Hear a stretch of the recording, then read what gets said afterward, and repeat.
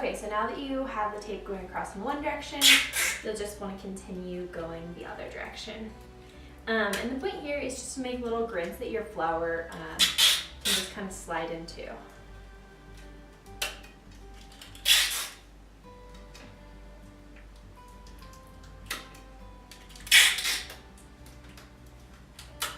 Last one there. Okay, so now I have my grids and we're ready to start placing our flowers. So I always start with greenery around the outside.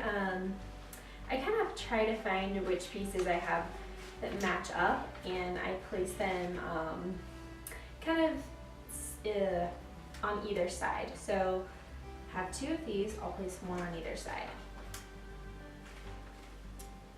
And then I have two of these, so I will do the same thing here, just placing them around.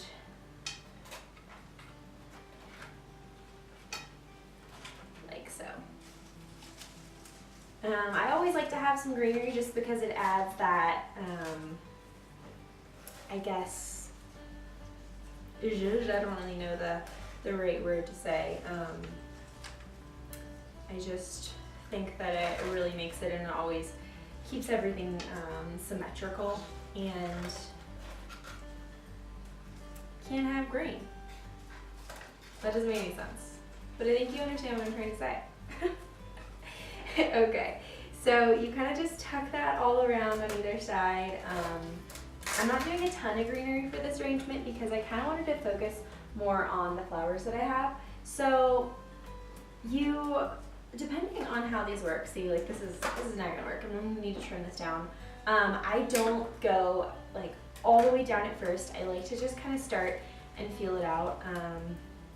That's gonna be a little bit too high, so we'll trim it down just a little bit further. And you will just place it in there like so. Don't worry about it being perfect. If it wants to lay there, let it.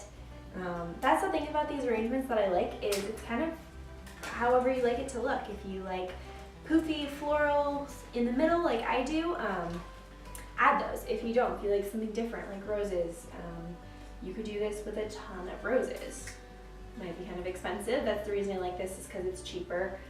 But feel free to do whatever you like. Flowers are for you after all. Okay, so just kind of tucking that. I love hydrangeas just because they're poofy, and then I do love that volume. But hey, you might not. You might like something a little bit different. Okay, so I kind of have these.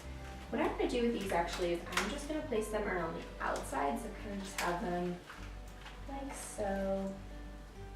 And then I have some blue just because I wanted a pot for spring.